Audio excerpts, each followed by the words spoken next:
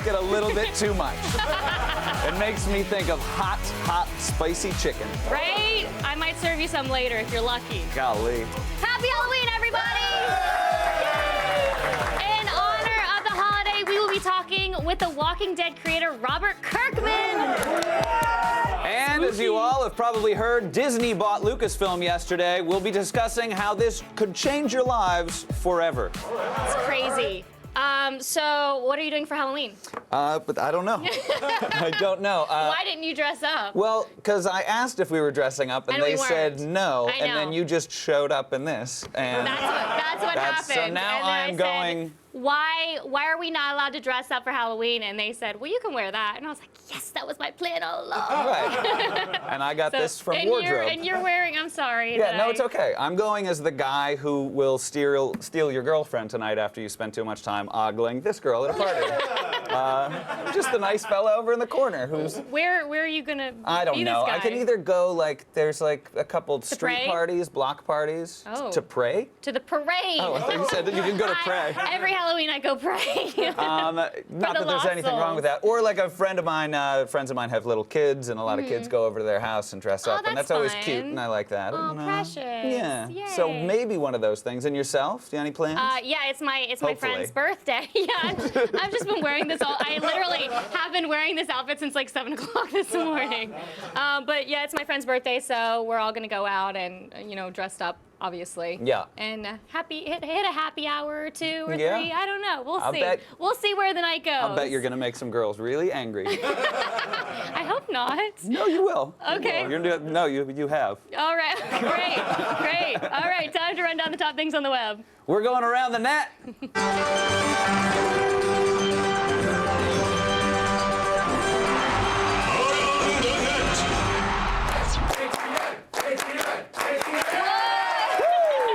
Trick or treat, Candace. did. I need Halloween videos, and I need them hard. Fair enough. Yeah, thank you. Okay, I got a question for you. When you want to make the Canadian Royal Mounted Police look like idiots, who are you gonna call? Ghostbusters? Correct. Oh. Wow. Smart ass. Get here. Sorry, sir. Get here. You don't do that, you stupid idiot. You're under arrest for mischief, being drunk in a public place. Watch Manny if it... Sorry, sir. Put that away, please. I had no idea that you could be arrested for mischief. Yes, in Canada, you can be arrested for mischief or tomfoolery. Tomfoolery. Yeah, however, this was Canada, so they let him go after he said that he was sorry. They're so nice there. They're so nice, very Aw. polite. Ironically, one of those cops is shaped like the Stay Puft Marshmallow Man. Ghostbusters. Josh, anything can happen on Halloween, especially when you are Tim Curry in a made-for-TV movie.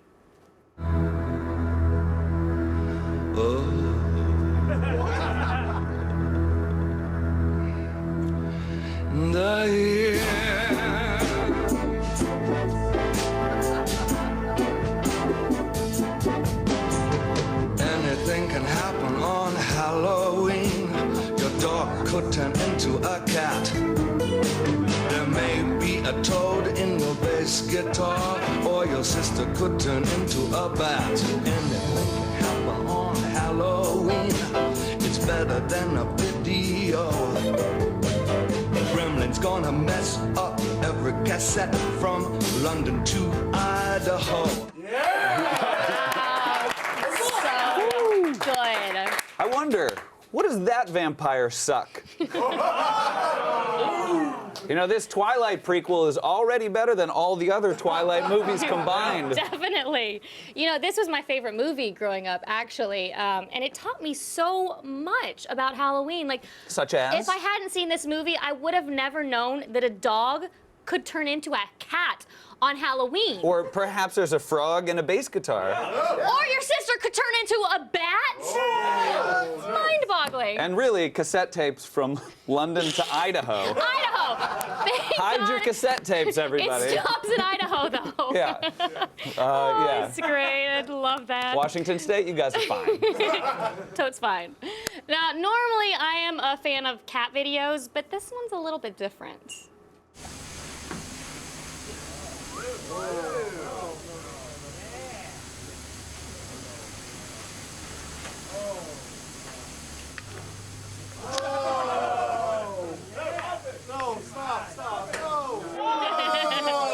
I don't like it. I don't like it. You know, Frosted Flakes ads are weird. This Tony the Tiger reboot is Reboot? great. Yeah, it is a reboot. It's a revote. Yeah, it's where it's in one boat and then they put it into a different boat. I like it. thanks, That's good. That's good. Way to cover. Thank you. Joel Schumacher's take on Tigger is a bit disturbing, though. It is very disturbing. I know I'm not supposed to be turned on by animal videos, but that tiger is in really good shape. He's in really good shape, but if you hang out with that guy, it would be the worst person to be your wingman I'm or not your saying boyfriend. I want to hang out with him. Yeah, good, because it would just be like hanging out with someone like this. The worst, just hang out, be social, talk to someone, That is really creepy. make actually. some noise. Real creepy. Yeah. And now, you know what's really scary on Halloween? Hmm. The weather guy from your local news.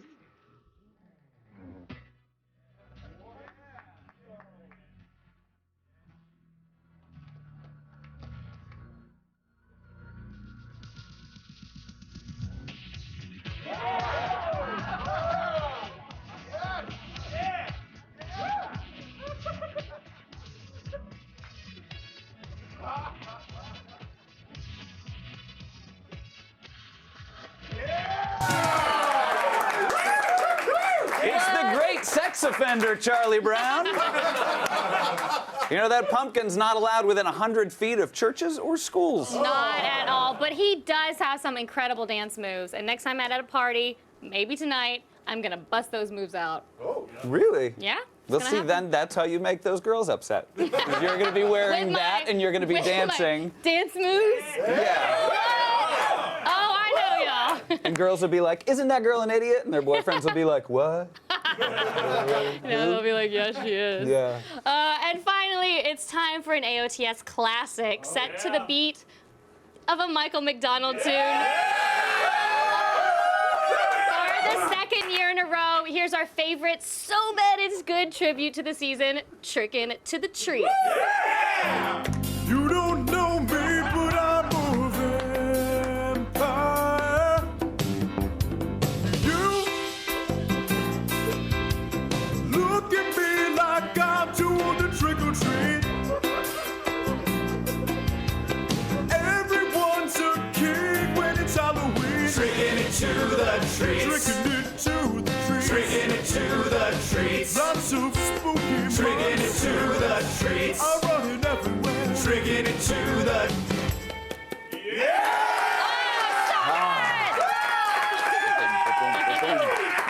You know, this video, very popular around the offices here at Attack of the Show. So popular. A little history, it started as a fail. And it has worked its way into people's hearts. It really sticks with you, and all through this week, people have been singing it in the offices, and you can't go around. A lot of the writers, a lot of the producers, you can just hear people sort of shouting out You. the you. You! So, not yet. Not yet. So in honor of that, I think we should do a Michael McDonald off Oh, I and couldn't see even help myself. who has the best you. You start. You're gonna get crushed here. I know. I know. You! You. You! You. One more. One more? Yeah, you can do it. You!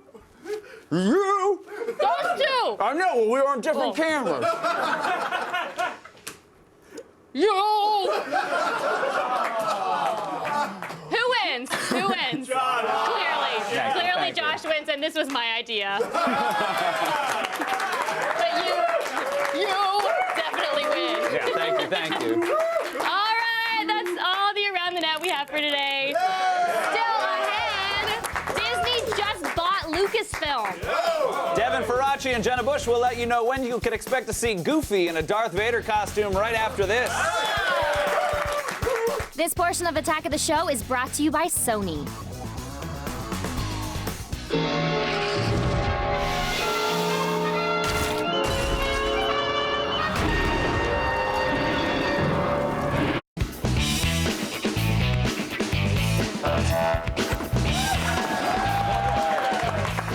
Disney shocked the entertainment world yesterday when they bought Lucasfilm and the Star Wars franchise. Joining me now to explain it all, Badass-in-Chief at Badass Digest, Devin Faraci.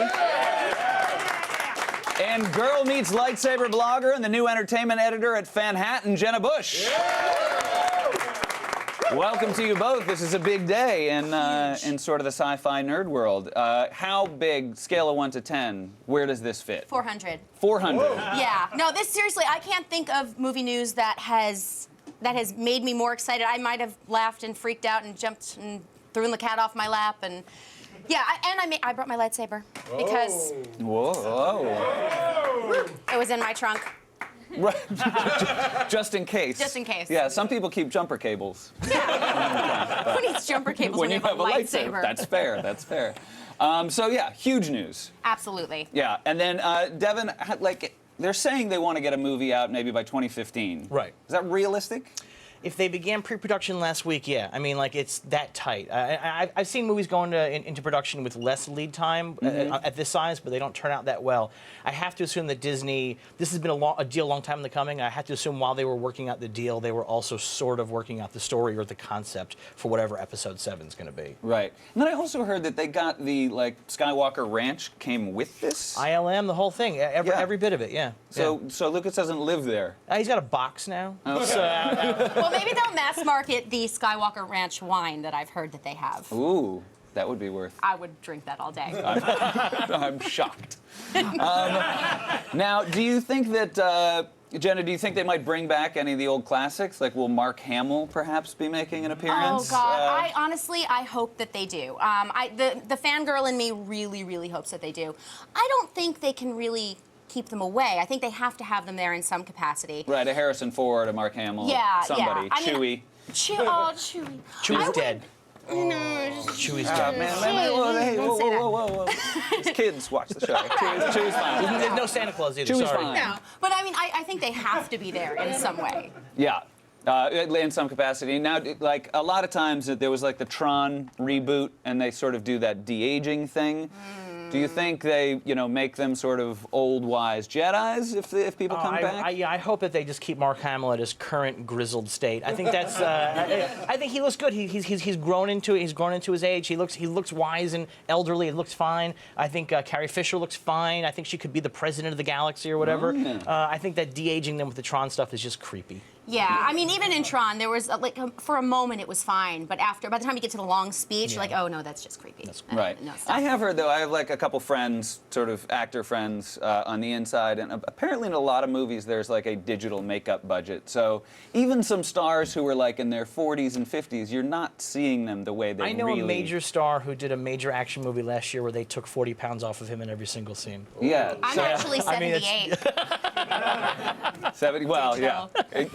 All digital. We got hot tech over here at AOTS. Tech, AOTS. Yes. I'm new this week. Now, what do you think, Devin, in terms of directors? Like, should they go for someone big? Do you try to get, like, I mean, all the nerds in the world want them to get, like, a David Fincher or Paul Thomas Anderson or something like that, and I hope they don't. And because the reason why is I wanted David Fincher or Paul Thomas Anderson to make David Fincher or Paul Thomas Anderson movies. I think for Star Wars, I want to see journeyman directors who can sort of work within the universe, who can, Kershner, who directed Empire Strikes Back, was not exactly Orson Welles, but that's the best film in the entire series. And you just bring in the right guy who can do the job, who can work in the universe, and I think it'll be great. Let Paul Thomas Anderson go off and make real movies. Let somebody else make Star Wars movies. Is there anyone you would like to see direct this? Do you have any, like, wish list? Well, yeah, I mean, look, I totally agree with Devin, but if they are going to bring someone in, for me, I'd love to see Guillermo del Toro do it. I'd love to see Peter Jackson do it. They're not going to. Right. But I would love to see it. Sure. That's all I said was wish list. I didn't say it was going to make it happen. I'm wishing. Now, fans of this franchise get really into it. you have a lightsaber in your trunk. And a Boba Fett helmet. And a Boba Fett. Yeah. Just keep some of these things to yourself. Like, do you think that this will be sort of the Phantom Menace and the last three, the prequel, the pre-trilogy?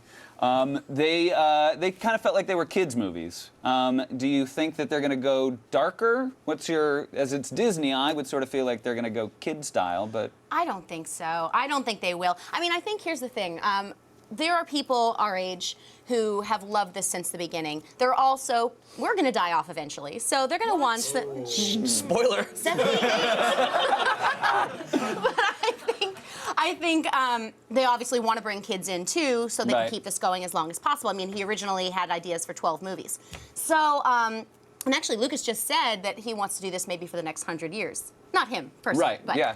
Yeah, I mean, and the thing is, these were kids' movies originally. There's nothing wrong with them being for 10-year-olds because that's who they're really aimed at. You just don't make them terrible and for 10-year-olds. That's sort of the secret. That's sort of the secret. And I think if it hits that thing of being a kid and wanting adventure and action and being swept away, if you're 70 or you're 10, it's going to work. Just don't make it suck. Yeah.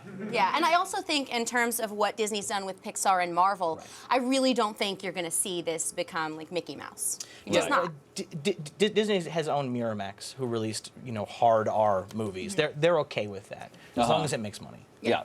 Okay. I do remember it was the end of, I think, A New Hope when they're all just sort of standing there and everyone's clapping. I remember being in a theater and my dad just going, "All right!" I was like, really? Like, so, I mean, I was tiny and my dad, it was my first memory in a theater is my dad going, "All right!" And then, does anything else stand out in this whole deal? Like, what are you thinking moving forward? There are two things that really stand out to me. One, I'm concerned about the future of Dark Horse Comics. They are really heavily into the Star Wars license, and that's going to go away. When this license is up, is almost no. I can't imagine how Disney doesn't take back the license and just give it to Marvel. Right. So that's I think consideration seriously for Dark Horse. And kind of heartbreaking, actually. Oh, rough. But I don't want to end on a downer. So on the upside, there though, we go. I think, Thank you. All right, I'm not going to. So Fox owns the distribution rights to the original trilogy, and they own the first Star Wars totally. They fully own it. They have distro rights to Empire and Jedi until 2020. I would be stunned if Disney does not get in, work out a deal, and finally, for the first time, now that Lucas has been removed out of the equation, release the original versions with the original effects and Han shooting first and all that stuff. And I think we'll see that probably by about 2015 to tie in with Episode 7. Yeah, those bothered me. It was like Jabba Hutt, like moving. Like I never, for what? Everybody hates it. Yeah. Except George Lucas. And now that he's gone, we can finally be happy. Yeah. And that's another. Like, yeah, I feel like, people have to have a little bit of love for George Lucas if you love. Do they? I think if you love the Star Wars franchise, I think some. Right? No? That's a no. That's a pretty strong no. I have love for him. I don't like the changes, but I have love for him. Yeah. Well, good. Well, he has $4 billion now, so we're going to...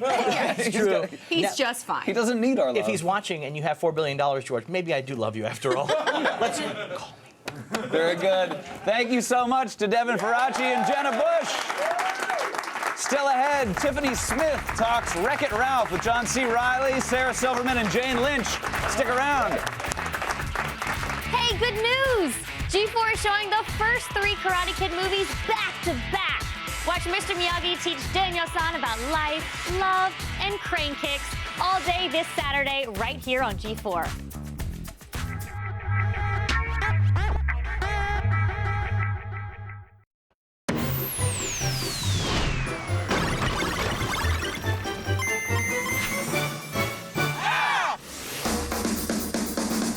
With the NBA season tipping off, it's time to get in the game with these 3 baller apps.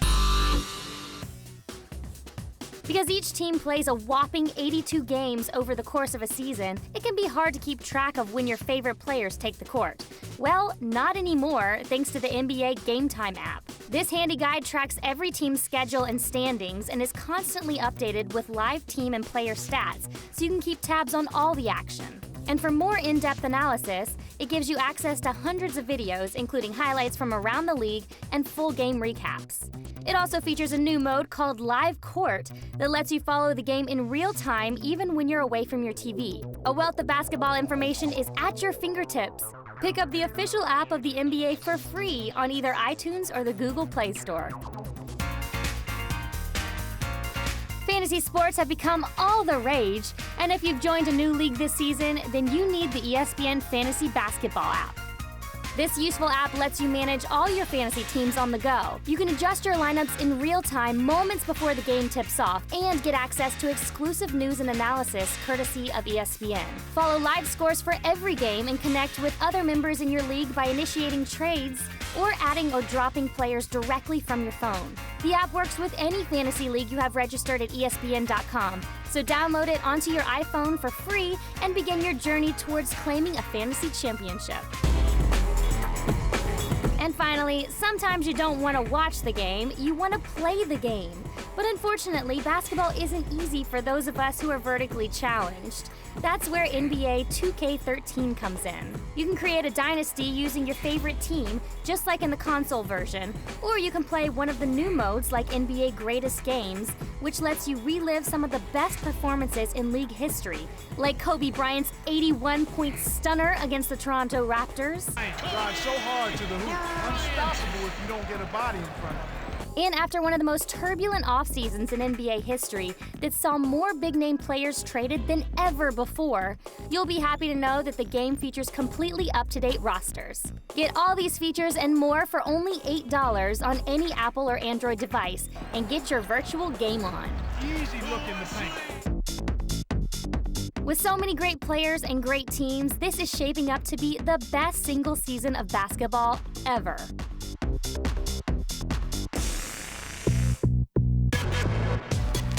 All the news you need to know.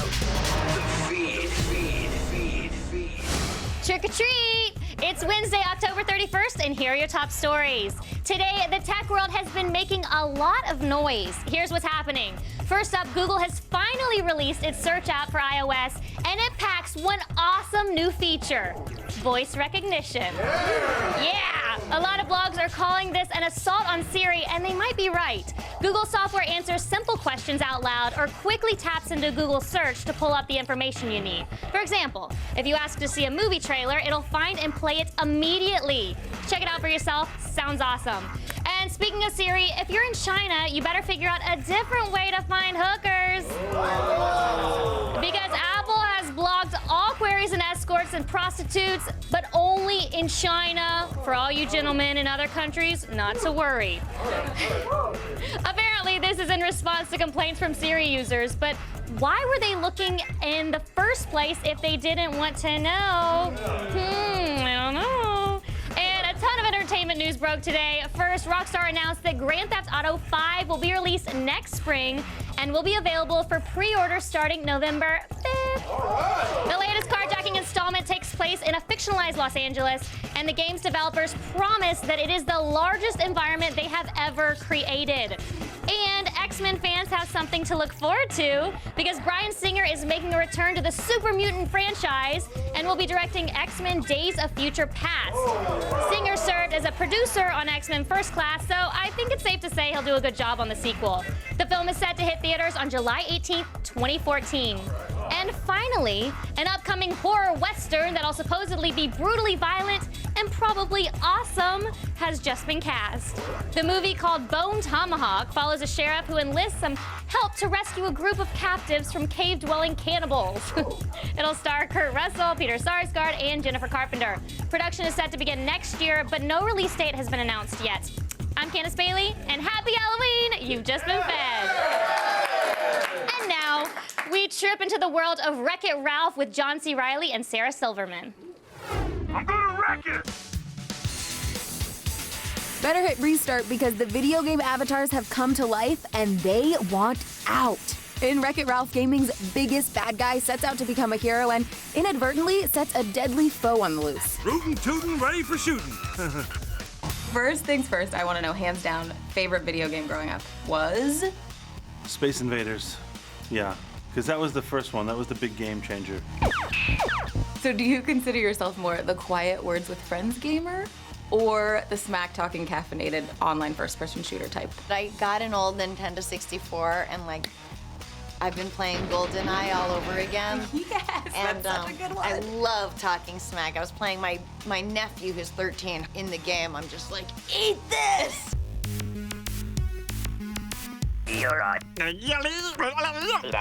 Now, not everyone knows Cubertese. So how long did it take you to learn it? And can you tell me how to say where's the bathroom? Where's the bathroom in Cubertese is,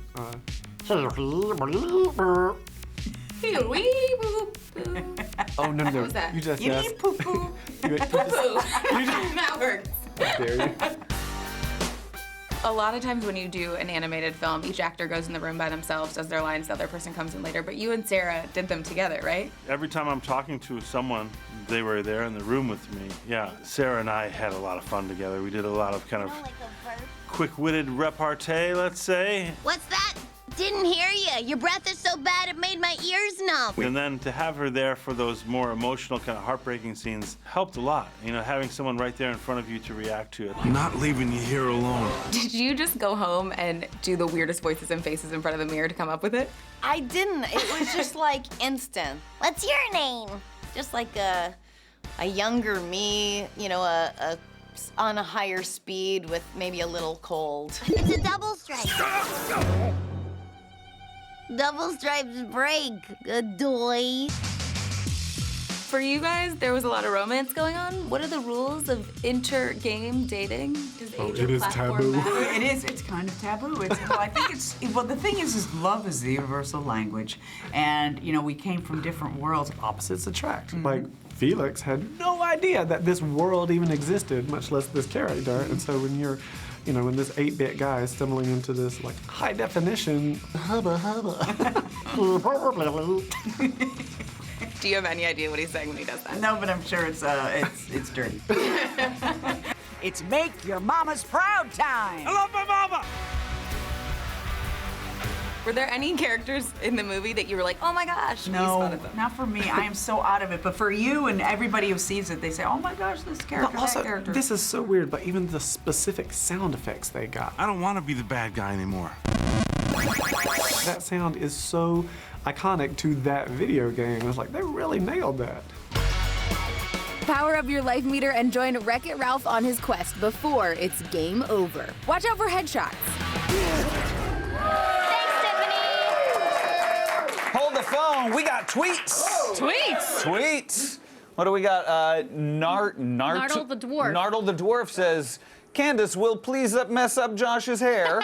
There isn't one single hair out of place. Oh, I will gladly. Yeah, but it goes right back together. No, it doesn't.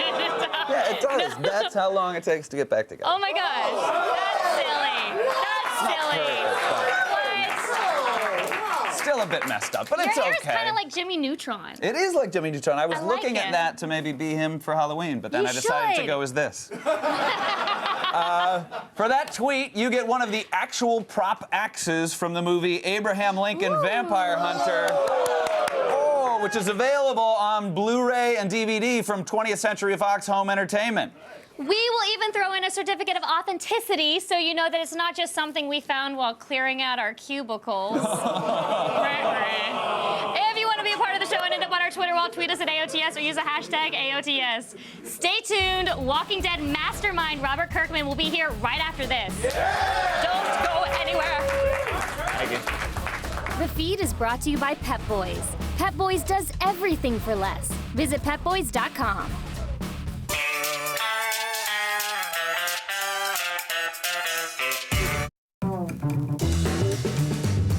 Don't just watch G4, wear it. G4TV.com/store.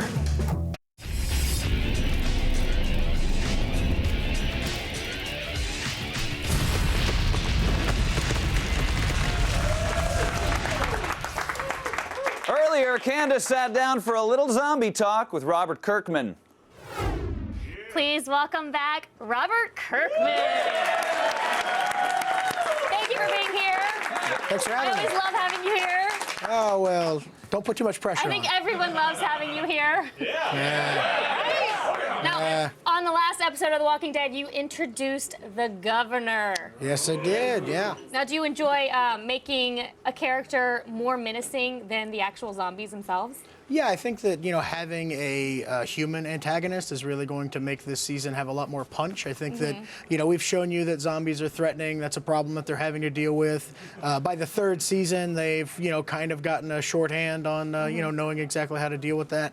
But now they have to deal with a human threat, something that they can't predict, something that could do literally anything. And I think that, we'll see the governor be, he'll be doing that. The show has diverged from the comic books in some really important ways. Why did you make those changes? To keep myself interested. No, I mean, I'm writing this for the second time, so anytime there's any kind of, new characters added, like Merle or Daryl Dixon, or, new storylines that are thrown in, or changes to the storyline, it makes me more excited, so yeah. Speaking of, I love that Merle is back. Oh, he is definitely. It's so cool! I'm so excited that he's back. We love our Michael Rooker. Now, any storylines that you think you've improved the second time around? I mean, countless. I mean, there's a lot about the show that I think is, in my opinion, improvements over what I did in the comic. I think, in particular, I really like the way the Shane storyline unfolded over a lot more episodes than it did issues of the comic. And, while there are aspects of the comic where it's like, okay, that was a little bit more jarring and that was a little bit more shocking, the way that we've been able to use hindsight to build up to moments more and make a lot of the things a lot more emotional, I think is really cool. I mean, it's certainly not a case of me looking at the comic book going, I want to improve that. I'm not happy with how that went. I'm happy with how that went. People can still read that comic. I just want to do something Change different it. And add to it. Go a different direction. Yeah. On the show, absolutely nobody is safe. You said this, right? True, No one is yes. safe. Anyone can die at any moment. In fact, one of the stars of the show wrote you a very angry letter, I hear. Because in the comic book, they learned that they were killed off. Do you want to tell us about that? Yeah, I won't say who because I don't want to spoil anything, but I will say that, it was the first time I've killed a comic book character that is currently being portrayed on the show. Everyone else I've killed, I either killed before the show existed or their character died in the comic book before the show came about. And this is a loved character. Yes, and so this was kind of a big deal, and yeah, he wrote a really angry letter. Oh, I said he, so I cut out. Bleep. Whoops. But yeah, it was good getting that reaction. And the thing about this show is that the actors know that they could go at any minute. It's kind of, you don't really buy The Walking Dead, you rent The Walking Dead, I guess is something you could say. But, it is reassuring to them that just because something happened in the comic book series, it doesn't mean that it's going to happen in the show. Something could happen way later in the show, or it could happen way sooner. So they should be on edge, and at all times. There's no indication as to. They must bring you presents every day to work to butter you up. I haven't bought an iPod in a while. Just gonna say. Now, is it strange to walk through the different places that you created in the comic books? Yeah, I mean, seeing the prison, brought to life. I mean, that was stuff drawn by Charlie Adlard in the comic, and being able to actually go in a cell and close the door and sit in there and. It's. I like to say it's stupid because that's the only way I can describe it. It's completely indescribable. It's just like. This was a comic book page that I looked at 8 years ago, and now I am living in it. Like, I don't know what to say. Like, it's just a dream weird. come true. Yeah. You create this image, and then all of a sudden you snap your finger, and it's there for you. Well, it's a little bit more involved than snapping a finger. That's what happens in my mind. You say something, and you snap your finger, and it's just done.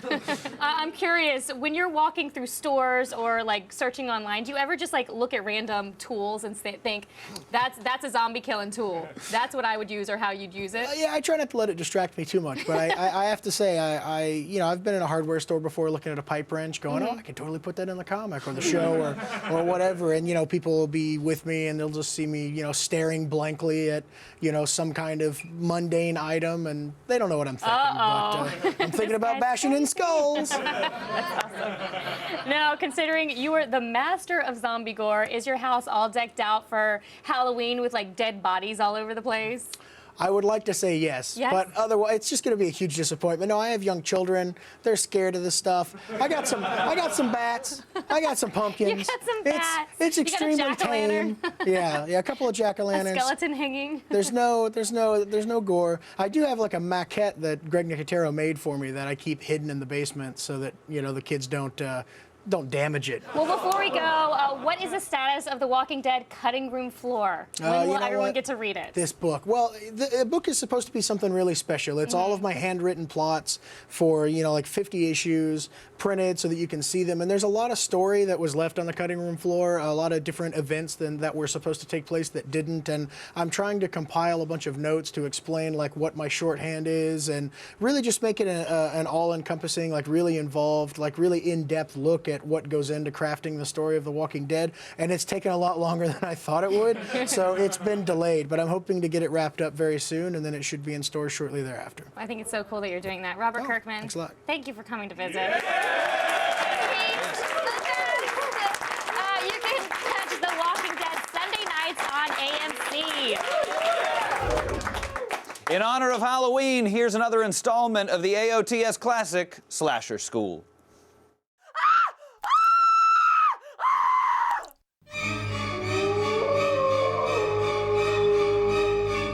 And please don't sacrifice any more victims on the pentagram in the front hallway. We just had it cleaned.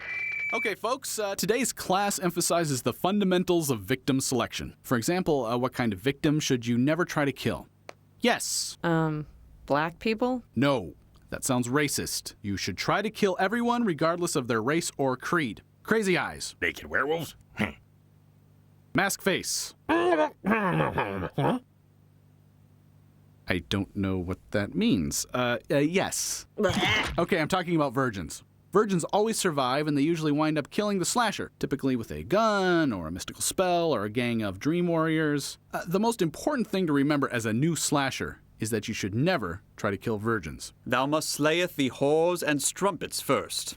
Why is he looking at me when he says that? Guys, focus. I'm trying to teach you how to properly terrorize a community here. I have a question. How do we identify which ones are virgins? Good question.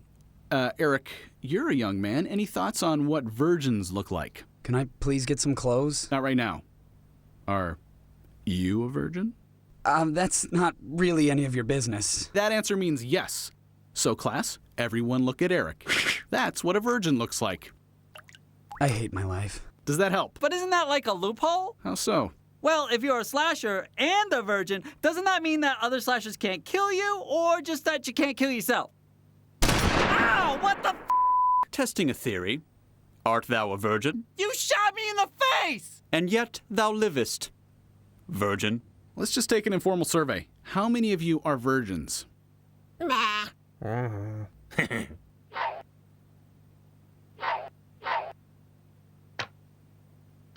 Strumpet. And that explains why you're all filled with homicidal rage. Quit it!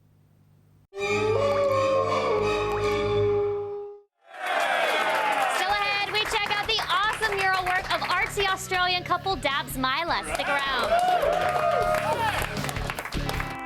Tomorrow on Attack of the Show. Actor Ike Barinholtz will be here live with the latest on the comedy The Mindy Project. Then Jessica Chobot and Alex Albrecht bust out their parkour skills for Assassin's Creed 3. And Sarah Underwood hits up the cast and crew of The Man with the Iron Fists, including RZA and Eli Roth. It's Attack of the Show tomorrow at 7. There are two great tastes that taste great together. Chocolate and peanut butter. Well, yes, that, but I was thinking more along the lines of graffiti and photorealism. Oh. My name's Dabs. And I'm Mila. We're both artists. For most, creating a piece of art is a solitary experience. But this artistic duo of Dabs and Mila proves to be the exception to the rule. For the past 8 years, the two have worked as one, creating fantastical images, paintings, and murals that combine cartoon-like characters with photorealistic cityscapes. So how did these two artists with such different styles find each other, and how do they work together to create their unique blend of art? As children, the two had both been interested in painting. I just loved drawing and painting and stuff when I was a kid. And for Dabs, he took that inspiration and started painting graffiti when he was a teenager. Graffiti began with just rebellion and just kind of doing the wrong thing because I was pretty interested in that. Then I kind of took an interest in the art side of graffiti, I guess, and started to really push myself. Eventually, Dabs took his graffiti influences to art school where he met Mila. We both started art school in our mid-20s. We met each other about 9 or 10 years ago, I think. Yeah. As fate would have it, the two eventually went on a first date. But instead of the usual dinner and a movie, the two decided to collaborate on a piece of art. We had a Canvas there or something? I don't know why. Yeah. It's so weird. I don't know how it got there. It was just there, and then we both started painting on it. It sounds like the kind of thing that would have been your idea. From when I was like 13 or something, I always loved painting and drawing super detailed things. And probably when we were at school, that's when I started painting like buildings and cityscapes. The style of art that I make is heavily influenced in old animation and kind of like a cartoon style. I guess the main idea of what I'm doing and what we're both doing in our art is just trying to kind of make things that look fun, things that we enjoy to see, so it's always relatively positive, pretty bright. The combination of Dab's cartoon style and Mila's photorealism clicked, and they decided to continue to work together despite their disparate styles. In 2009, the two made their way to Los Angeles, making it their permanent home, and shortly got married afterwards. It's kind of sick, but it's kind of awesome at the same time. We don't do anything else except for just paint things. It's either walls or paintings or whatever. It would always begin with us sitting in front of a couple of pieces of paper and just talking and little thumbnails and drawing and throwing things back and forth. And even though each of us has different elements that we add to the painting, we're super familiar with what we both do, and because we studied together, we were taught the same things as well. I guess that helps it work. Their artistic infusion has allowed them to paint on everything from murals and installations to simple paintings. I don't think there is one specific surface that we like to paint on, because we paint on trucks or we paint in installations in galleries, and I don't think I would really be able to say that there's one that we like more. I think that I love that they all exist because it kind of keeps us fresh. As synergized as they are, even they recognize that working together can have its limits. We always have two going at one time because they're not big enough for us both. We tried that and we used to do that, but it was just too squishy, and our brushes would hit each other in the face all the time. I'll start one and Mila will start one, and then just a few like back and forths until it's done. Looking to the future, the couple hopes to be able to continue creating and pushing their craft. we are looking at doing more in the future to continue making larger scale installations. The last couple that we've had, we've really tried to push the boundaries on that, and we have plans in the future to keep on pushing that further. That's a good answer. That's exactly what we want to do. Yeah. And for anyone looking to start with their significant other, just remember, we're in a unique situation that we get to work together. It's awesome because we have like 4 arms to get more stuff done. As an artist, you're working from anything that's in your mind or inspiration to create something. And generally that's something that people just do individually. But if you can make it work, if you do find someone, do it. It's like the best. Thanks, Dabs and Mila. Time for today's epic fail. Does it involve Dabs and Mila? Close.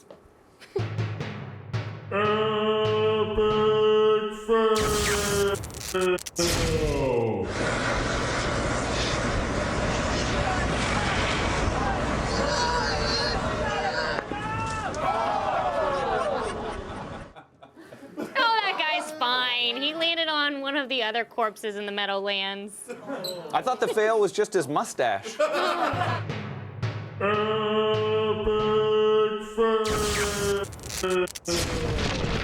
think real quick we should do one more you. One more? Ready? Let's do it. All right. At the same time. Ready? Uh-huh. Set. Go. No! No! Thanks to our guests, Jenna Bush, Roger, Tiffany Smith, and Robert.